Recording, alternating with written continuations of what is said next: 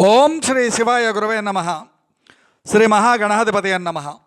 శ్రీమదాంధ్ర మహాభారతం కవిత్రయ విరచితం ఆశ్రమవాస పర్వం ద్వితీయాశ్వాసం కృతికర్త తిక్కన సోమయాజు అమృత వర్షణ ధారావాహిక 392వ రోజు తత్వదర్శిని కార్యక్రమానికి ఆధ్యాత్మిక ప్రవాచకులు మీ దీకుండ చంద్రమౌళి రసజ్ఞులను ఆహ్వానిస్తూ, అయ్యా నేటి వరకు మనం ధృతరాష్ట్రుడు, గాంధారి, కుంతి, విదురుడు వీళ్ళంతా ఇక తపస్సు చేసుకోవాల్సిందే అంటూ అరణ్యవాసానికి బయలుదేరారు తపోభూమికి.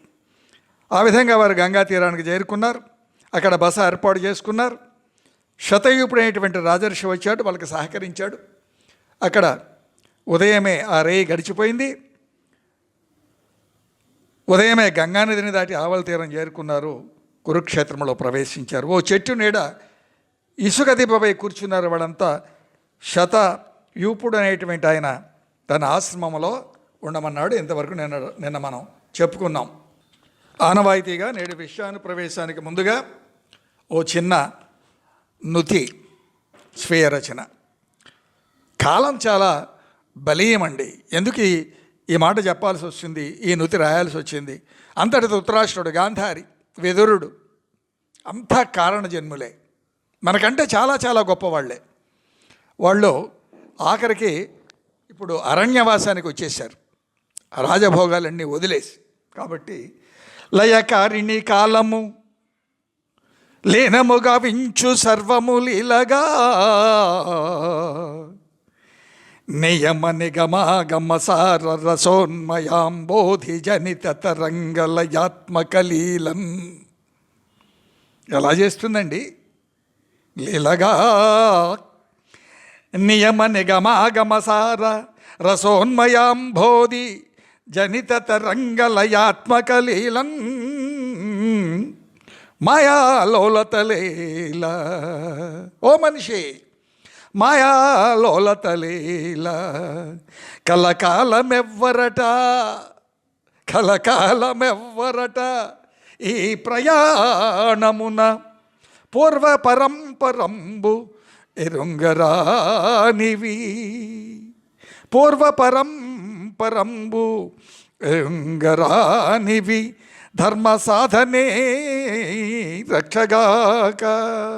దీని భావం మీకు తెలుసు. ముందుకెళదాం. అయ్యా, తిక్కన సోమయాజి విరచితం కదా ద్వితీయాశ్వాసం. శ్రీ సంబంధాయుర్గురుతా సిద్ధిద చరణ పద్మదాంచున్మేలన్ ధీ సద్మ శాంతి సేవ్యా వ్యాసాది మునీంద్ర భవ్య, వ్యాసాది మునీంద్ర భావ్య హరిహరనాథ. సీతారాం. సంపదలు, శ్రీ సంపదలు, ఆయువులు సిద్ధింపజేసేటువంటి పాదపద్మములు కలిగినటువంటి వాడా, బాహ్యేంద్రియ నిగ్రహముల యొక్క బుద్ధి, బాహ్యేంద్రియముల నిగ్రహముల యొక్క బుద్ధి నివాస. ఎవరైతే బుద్ధి అరిషడ్వర్గ విదూరంగా ఉంటుందో, ఇంద్రియ విదూరంగా ఉంటుందో వాళ్ళ బుద్ధిలో స్వామి నిలకడగా ఉంటారు. అంతరేంద్రియ నిగ్రహం చే సేవించదగినటువంటి వాడ, మనోబుద్ధి చిత్త అహంకారములను నిర్జించినటువంటి వాడు మాత్రమే సేవించగలరు కదా. ఓ వ్యాసాది ముని సేవిత హరిహరనాథ. ఆయన హరిస్తాడు, ఈయన హరిస్తాడు కదండి. అంటే శ్రీ సంబంధంగా సంపదలు, ఆయువులు ఇచ్చేటువంటి శ్రీహరి నా విశ్లేషణ. లయకారకుడు హరుడు, బాహ్యానికి సంపదలు, మరి ఆంతర్యానికో జితేంద్రియ తత్వమో. దాన్ని మించినటువంటి సంపద ఏముందండి? ఇవన్నీ వస్తూ ఉంటాయి, పోతూ ఉంటాయి. అనేక జన్మలు కోటాను కోట్ల రూపాయలు కొల్లగొట్టి బ్యాంకుల్లో దాచి మోసం చేసి జైలు పాలయ్యి ఏడ్చి ఎర్రమట్టిని చేసి అందరినీ పిచ్చోళం చేసి మాయమాటలు చెప్పి ఏమైపోతుంది? దీనికన్నా ఆ జితేంద్రియ తత్వం, ఇంద్రియములను జయించగలిగిన వీడికి ఇంకా కామక్రోధ లోభమోహమదమాశ్చర్యములు ఉండవు. సత్యవ్రత నిష్ఠ గరిష్ఠుడై రాజిల్లుతాడు కదా. కాబట్టి అదే తపస్సు, సత్యనిష్టయే తపోమగ్నత్వం. ఆపై దేనికి అసలు తపం అంటే తపించడం. దేనికి తపించాలి? ఎవరిని ఎలా ముంచాలి, ఈ రాజ్యాన్ని ఎలా ఏలాలి, రాముడి మీద బురద ఎలా చల్లాలి. మనం చదవము, మనం వినము. చిన్నది ఎప్పుడో నేను రాసింది గుర్తుకొస్తుందండి. చెప్పకపోతే తప్పదు. పుస్తకంబు ఒకనాడు హస్తభూషణంబు సెల్లు నేడు. పస్తులైనా ఉండు గాని సొల్లు లేకుండా ఉండునా, చంద్రమౌళి పలుకు విలువలొలుకు. ఎప్పుడో 2 సంవత్సరాల క్రితం అనుకుంటా నేను రాసుకున్నాను. అలా ఉంది పరిస్థితి. వినరు రామాయణం అక్కర్లా, భారతం అక్కర్లా, మనకు తోచిందే. ఎవడో రాముడు ఎంగిలి పండ్లు తిన్నాడు, శబరి ఎంగిలి పండ్లు పెట్టే స్థితిలో శబరి ఉన్నదా మతంగ మహర్షి యొక్క శిష్యురాలు? వినాలి, చదవాలి రామాయణం, కనీసం వినాలి. నీ ధర్మం, నీ సంస్కృతి, నీ సాంప్రదాయం, నీ స్థితి, నీ గతి, నీ జన్మ, నీ ఆచరణ, నీ వైభవం, దేని మీద నీకు దృష్టి లేకపోతే మరి దేని మీద దృష్టి? ఎవరి కోసం దృష్టి? ఎవరి కోసం ఈ తాపత్రయం? ఆలోచించు ఓ మనిషి, వినవయ్యా భారతం. కాబట్టి అంతర్యానికి జితేంద్రియ తత్వం ఎందుకు చెప్పాల్సి వచ్చింది? ఇంద్రియం. తపో మగ్నత్వం, తపస్సులో మగ్నత్వం. రామ రామ రామ రామ అనుకుంటూనే ఉంటాం. వాడేం చేస్తున్నాడు, వీడేం చేస్తున్నాడు, అందరూ నన్ను చూస్తున్నారా, నన్ను సన్మానిస్తున్నారా? అది కాదండి తపస్సు. ఈ రెండు ఏకోన్ముఖం చేయాలి. అంటే అసలు జితేంద్రియ తత్వము, ఇటు తపస్సు ఏకోన్ముఖం చేస్తే అప్పుడు ఏమవుతుంది? అది వ్యాసమునీంద్రుల భావనా మర్మం అవుతుంది. అది వ్యాసమునీంద్రుల భావనా మర్మం. అదే హరిహరనాథ తత్వం. ఈయన హరిస్తాడు, ఆయన హరిస్తాడు, ఈయన పాలిస్తాడు, ఆయన పాలిస్తాడు. అంటే శాంతి అంటే ఏమిటి అసలు? బుద్ధీంద్రియ సన్నివారణం. బుద్ధి ఇంద్రియముల యొక్క సన్నిపాత రోగం రాకుండా నివారించడం వాటికి. అదే దాంతి, అదే కర్మేంద్రియ యోగ్య ప్రవృత్తి. కర్మేంద్రియ యోగ్య ప్రవృత్తి అంటే దశేంద్రియములు పంచ, జ్ఞానేంద్రియములు పంచ కర్మేంద్రియములు, మనోబుద్ధి చిత్త అహంకారములు. బహిరేంద్రియ నివర్తన ధర్మధ్వని. అందుకే ఏమంటారండి? నారాయణం నమస్కృత్య నరం చైవ నరోత్తమం దేవీం సరస్వతీం వ్యాసం తతో జయముదీరయత్. ఇది శాస్త్రం అంటుంది. తతో జయముదీరయేత్. ఎందుకు వినాలి భారతం? ఎందుకు వినమని చెప్తున్నాను భారతాన్ని? ధృతరాష్ట్రుడికి నారదుడు తపోవన మహిమ గురించి చెప్తా ఉన్నాడు. తపోవనాలకు వెళ్తా ఉన్నారు కదా, దాని యొక్క అసలు ఏది తపస్సు, దేనికి తపించాలి?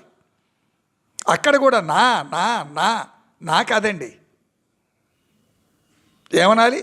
స్వామి ఏకమేవ అద్వితీయం బ్రహ్మ. ఆ స్థితికి వెళ్ళాలి జీవుడు. అంతా వైశంపాయనుల వారు జనమే జయునితో చెప్తా ఉన్నారండి. వైచిత్ర్య వీర్యుండు అనగా ధృతరాష్ట్రుడు విచిత్రవీర్ని యొక్క కుమారుడు కదా, తపోదీక్షలో నిమగ్నమై ఉన్నాడండి. అటకు నారద, పర్వత, దేవల, మౌంజాయన మహర్షుల ఆశ్రమానికి విచ్చేశారండి. చూడండి, నారదుడు నారం దదాతి ఇది నారద, వరిష్టమైనటువంటి జ్ఞానాన్ని అందించగలిగినటువంటి వాడు నారదుడు. నారదు మనగా జలములు, స్రవంతి, అదొక ప్రవాహం, అదొక జ్ఞానం, అదొక గంగ. చదవాలి, వినాలి భారతం. కోహనా లౌక్యాలు, కుటిల తర్కాలు, కుండలో దీపాలు పనికిరావండి. అది శతయూపుని ఆశ్రమ సమీప ప్రాంతం. ఆయన కూడా అక్కడికి వచ్చాడు. శతయూపుడు నయ్యడకు గుతుకంబున వచ్చే వారిన్ కుంతి వినయ సంభృతయ్యి అందరును సమర్చితులగం చేసిన బృహష్ట చేతసులగుచున్ బృహృష్టు చేతసులగుచున్. ఆశ్రమం దగ్గరికి ఎప్పుడైతే ఆ సతయూపుడు వచ్చాడో కుంతి అందరినీ కూడా పూజించిందండి. ధృతరాష్ట్రుడు నమస్కరించాడు, ప్రణమిల్లాడు. అందరూ కూడా దర్భాసనములపై అలంకరించారు, కూర్చున్నారు. ఎక్కడి బంగారు సింహాసనం, ఏమైపోయే ఈ వైభవం, ఏది వెంట వచ్చింది? పవిత్రమైనటువంటి కుశం ఆ దర్భాసనం మీద కూర్చున్నారంతా. నారదుడు కూడా అక్కడే ఆసీనుడయ్యాడు ధృతరాష్ట్రుడితో. పూర్వం శతయూప మహారాజుకు తాత సహస్రచిత్తుడు, ఆయన కేకయ దేశ రాజు. ఆయన తన పెద్ద కుమారుడైనటువంటి శతచిత్యునకు రాజ్యాన్నంతా కూడా అప్పగించి ఇదే ఆశ్రమానికి వచ్చి తపం ఆచరించి ఇంద్రుని యొక్క మైత్రిని పొందాడయ్యా. ఆపై పృషధ్రుడు శైలాయుడు భగదత్తుని యొక్క తాత, పురుకుష్యుడు మాంధాత కొడుకు. ఇటనే ఏతెంచి వాళ్ళంతా కూడా తపం ఆచరించి తరించారు, ఇంద్రలోకం పొందారయ్యా. నేనెరుగుదును, ప్రత్యక్ష సాక్షిని నేనే. ఈ ఆశ్రమానికి సామాన్యులు రాలేరు సుమా.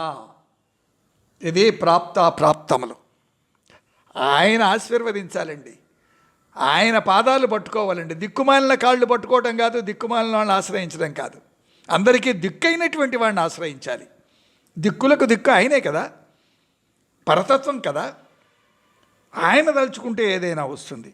ప్రాప్తాలు ఆయన అనుగ్రహిస్తాడు. ఆయన తీసుకొచ్చాడు ఇక్కడికి, కాబట్టి వీడు చేరుకున్నారు.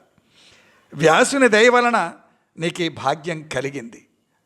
వ్యాసుని దయ వలన ఆయనకే అవసరం. ఎవరెవరు భాగ్యసీమలు ఎలా ఉన్నాయో త్రికాల వేది తెలిసినటువంటి వాడు కనుక ఆయన సహకరిస్తూ ఉన్నాడు వీళ్లకు. సాంగత్య ప్రాప్తి, సాంగత్య వైభవం దోషం కదా. ఎలా ఉంటుంది? ఉత్తమ సాంగత్యం ఉత్తమ ఫలప్రాప్తి. ఇక సాయంత్రం పూట కూర్చునే దగ్గర కూర్చుంటే ఇక కూర్చున్నట్టుగానే ఉంటుంది, ఆ ఫలప్రాప్తి అది వేరు. నేను వేరే చెప్పక్కర్లేదు. కాబట్టి ఇటనే తపమాచరించారు వాళ్ళంతా, ఇంద్రలోకం పొందారు. నేను ఎరుగుదనయ్యా, ఈ ఆశ్రమానికి సామాన్యులు రాలేరు. ఇది వ్యాసుని యొక్క దయ వలన నీకు ప్రాప్తించింది. గాంధారి నిన్ను అనుసరిస్తుంది, మహాపతివ్రత సాధ్వి. కుంతి పాండురాజును తేరుతుంది, గాంధారి నిన్ను అనుసరిస్తుంది. మరి ఇప్పుడు దాకా అనుసరించే వచ్చింది. దీని యొక్క భావం ఏంటి? ఇంద్రలోకంలో నిన్ను చేరుకుంటుంది గాంధారి కూడా, కుంతి కూడా పాండురాజును చేరుకుంటుంది. అయ్యా, ఇంద్రుని వద్ద పాండురాజు నిన్నే స్మరిస్తూ ఉంటాడు, నీకు మేలు చేస్తాడయ్యా. ధర్మరాజు ధర్మస్వరూపం కాబట్టి విదురుడు ధర్మరాజు యొక్క శరీరంలో ప్రవేశిస్తాడు, లీనమైపోతాడు. ఆపై సంజయుడు స్వర్గం చేరుకుంటాడయ్యా. నారదుడు త్రికాల వేది కనుక ఈ వివరాలన్నీ కూడా ముందుగానే వాళ్లకు తెలియజెప్పాడు. అంటే వాళ్ళు అంతకుముందు ధృతరాష్ట్రుడు తుంటరి కావచ్చు, తన్ను తాను సరిచేసుకున్నాడు, సవరించుకున్నాడు, పశ్చాత్తాపం చెందాడు, తపోవనాలకు వచ్చాడు. ఆత్మ ప్రక్షాళనతో ఇక్కడి నుంచి మళ్ళీ వేరే జీవితం, నూతన జీవితం. కనుక కారణ జన్ములు వీళ్ళంతా కూడా మనకంటే ఘటికులే, అంతే తప్ప అవసరార్థం మాట్లాడి కాషాయం వేసుకొని విషాన్ని జిమ్మే రకాలైతే కాదు. సరే, సతయుపుడు నారద మహర్షి ఈ కురురాజుకు కలిగే ఉత్తమ గతులు ఎలా ఉంటాయో అది కాస్త తెలుప ప్రార్థనయ్యా అన్నాడు. అంటే అప్పుడు నారదుడు శతయూపునితో ధృతరాష్ట్రాదుల సుగతి పొందే విధానాన్ని, ఆ తెరంగును వివరించే విధానం. ఆ సంయమేశ్వరుండు అతనికిట్లను నిశ్చమై నేను మహేంద్రు కడకు నరిగి సంభాషణమాచరించుచునుండ ఆ సభ ఇక్కౌరవాధినాథు వలని వార్తలు పుట్టి ఎలగు తపో వృత్తి నిష్ణాతిశయము వర్ణించిరప్పుడు అవ్యాసనపుడు చెప్పెననక నాతో మునిజాతుడు ధృతరాష్ట్ర జనవిభుండు తపము 3 ఏడులొనరించి. ఈ ధృతరాష్ట్రుడు తపము 3 ఏడులొనరించి తాను సతియు దేహము వీక్షి చని ధనాధీసు చెలిమిన్ అతిశయిల్లు దివ్యాభరణాభిరాముడై విమాన విహార హృష్టాత్ముడగుచున్ చెప్తా ఉన్నాడు నారదుడు. అయ్యా, దేవేంద్రుని వద్ద ఓనాడు ఈ ధృతరాష్ట్రుని యొక్క ప్రస్తావన వచ్చింది అయ్యా నా సమక్షంలోనే. ఆయన ఈ ధృతరాష్ట్రుడు ఇంకా 3 సంవత్సరముల తపస్సు చేస్తాడయ్యా.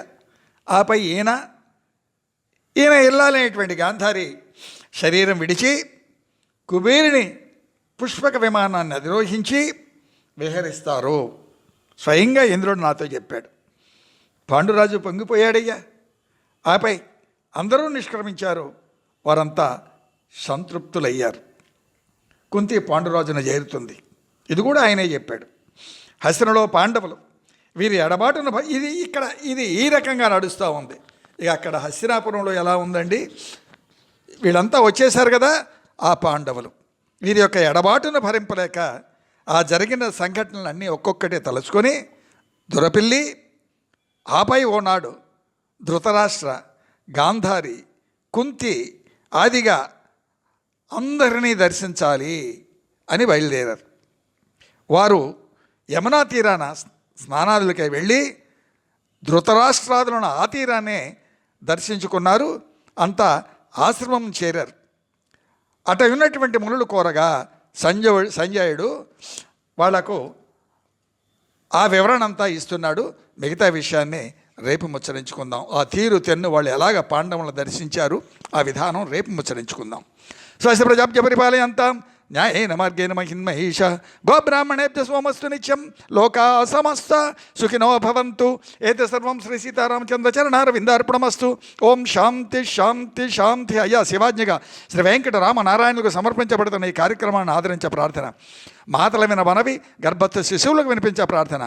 గడప లోపడకడం గడప దాటితే హిందోవలం రామాచార్యులను సబ్స్క్రైబ్ చేయండి. బ్లూటిక్లు ఇచ్చి మాయం చేయకండి. సీతారాం.